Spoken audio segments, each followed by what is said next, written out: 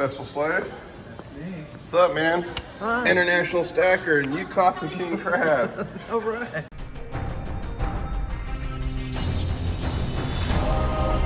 One stacker on a journey to find silver.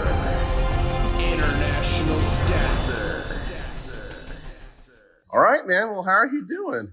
I'm doing great. Just enjoying the morning in Portland. So I got to ask you a question, and I ask this to everybody. Do I look like what you expected? Yes. I do. Okay. Usually I get no. Usually people are like, oh, I didn't, nothing what I expected. So tell me a little bit about yourself. How long have you been a subscriber? There's no right answer, by the way. You could be 15 minutes or 50 years, right? How long have you been a subscriber? And I think you have a YouTube channel as well, right? I do have a YouTube channel, Successful Slave. I've been a subscriber to you for almost 2 years now. Okay. So Yes. probably like the tail end of the pandemic, huh? Yeah. Nice. And when did you start getting into gold and silver? Well, the first piece of silver I got was from my dad, and I was 12. Okay. But I didn't really get back into it again until after seeing the craziness of 08, 09. Yeah. And I wasn't able to afford it until probably about 7 years ago. Okay. So I've been actively stacking for about 7 years. So you had a little introduction when you were 12, and then about 08, 09, it got your attention again, and then really for the last 7 years, you've been really getting into it.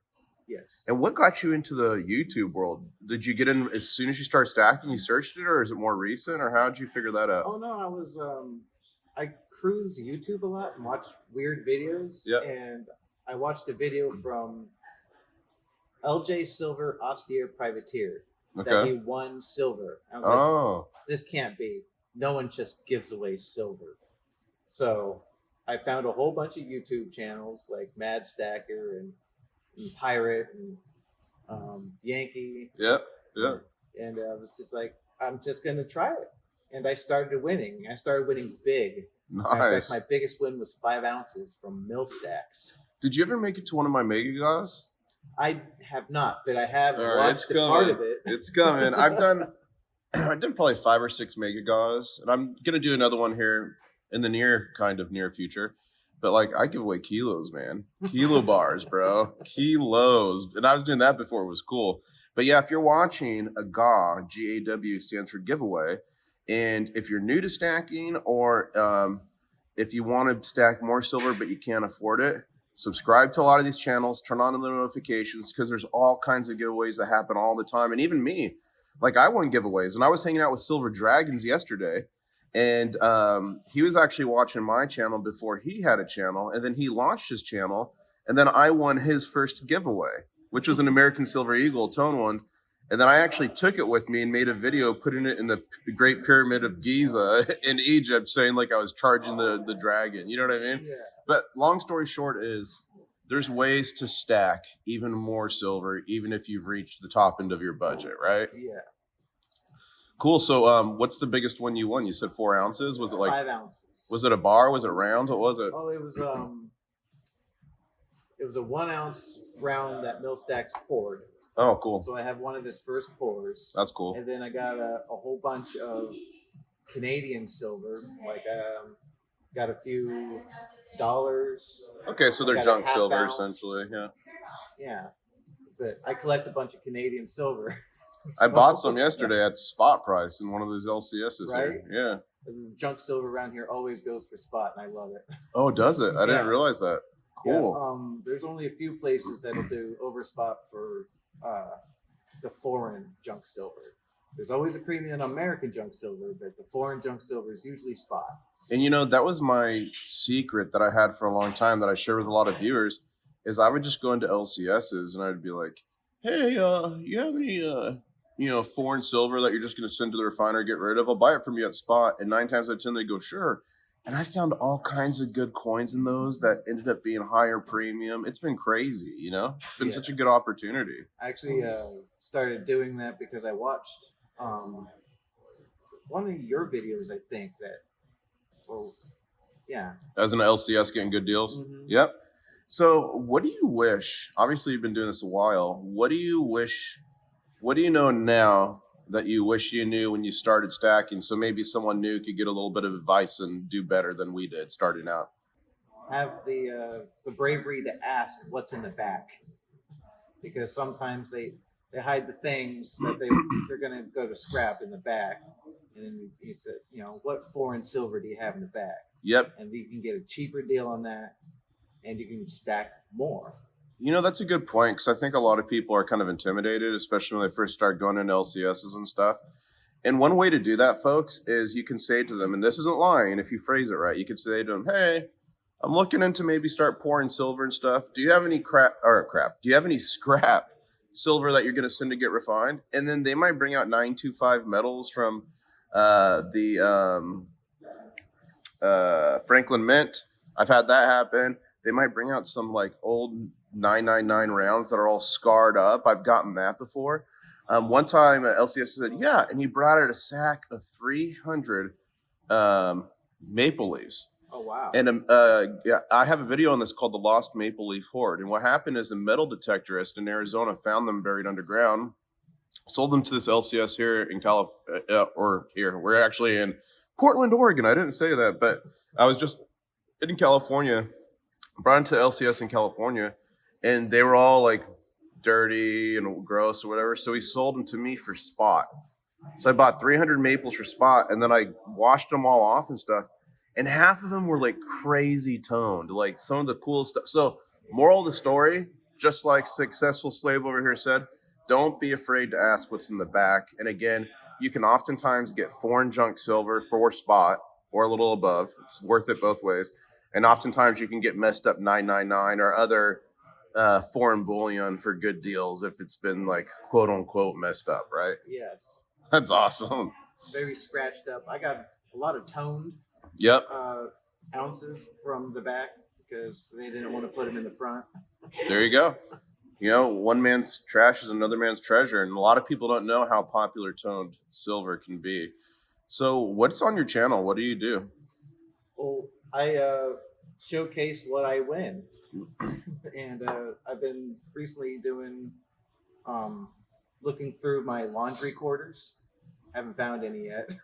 Oh, for doing laundry, looking for silver quarters? Yeah, I do coin laundry. So you go to the bank, you get a few rolls, look through them. But lately, I've just been getting very new rolls. I do coin roll hunt from time to time. But what I do, my secret is I just go in the bank and go to the tellers. You go, hey, do you have any 50-cent pieces that you don't want? And if they ask me what I'm doing with them, I just go, oh, me and my friends like to play poker with it. Because I don't want them to know I'm like searching for silver. And I find half times if you get the loose 50-cent pieces from the teller's drawers or rolls from their drawers, oftentimes that's your best chance of being silver. And if one gives me one, I'll be like, oh, do your colleagues have any I can buy as well? I mean, I just did that like a month ago and found silver. It was epic. And if I'm in coin roll hunting or doing that, I only do 50-cent pieces because I feel like it's worth your time more because there's a lot more silver in that than maybe like a dime. Some people do it with dimes, some people do it with quarters, etc. What do you think about that? Have you ever done it with 50-cent pieces? I have. I did one summer where I bought 10 boxes throughout the 3 months, and it was a wash. I did not find any. But see, I feel like it just depends on the bank and where you're at. Because I feel like a lot of those boxes are going to be like newer stuff. Again, dude, my success. I one time asked this teller. She brought me out like 4 rolls. And handwritten on them were dates. And I'm like, oh, here we go. And the rolls looked old, it didn't look new. Dude, one of them, all silver. Oh, wow. It was my first time with the major find. I was like a newer stacker at the time.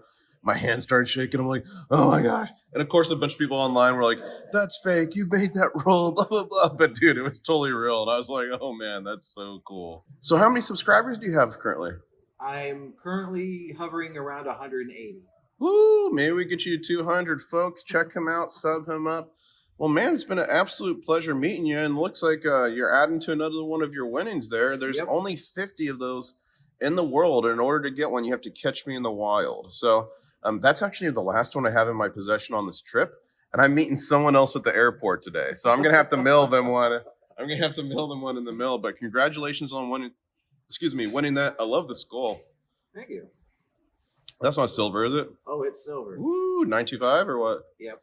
That's awesome. Cool, man. Well, that's really cool. Well, is there anything you want to say to the viewers before we log off? Enjoy this hobby. It's going to stay around for a long time because I don't think the government's going to come around and start taking it yet. Yeah. And if they do, just store it in your pet alligator and they'll never find it, right? Yes. Well, man, it's been an absolute pleasure. I'm going to check out your channel. Let's check out his channel. Sub him up. Are you going to catch the king crab? Are you going to win one of these?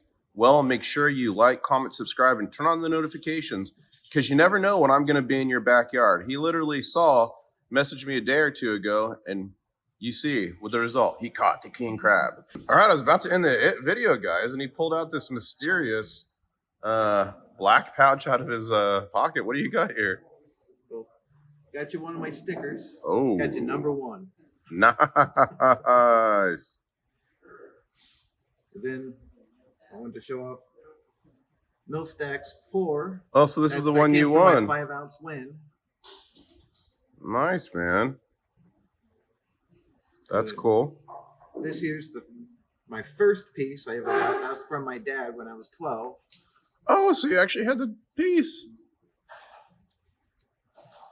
Oh, it's a silver tradie in it. I love this. That's very cool, man. I kept it all these years. That's very cool. And then got you a gift. I always like to give people 10 cents. Nice, dude. Filipinas. Philippines. I love these. And you know what I really like about them? And folks, on the back there, that looks kind of American, doesn't it? Well, that's because we were minting their coinage for them. This is very cool. 1938. Thank you, my friend. You're welcome. If I'm going to get a dime, besides a Mercury dime, I think this would be one of my favorites. So good job figuring me out. Cool, man. Well, thanks for the sticker. Thanks for the gifts. Enjoy it. That's very cool. You had that first piece from your dad still. That's very cool. All right. So I guess we're just going to end this video here. What do we say?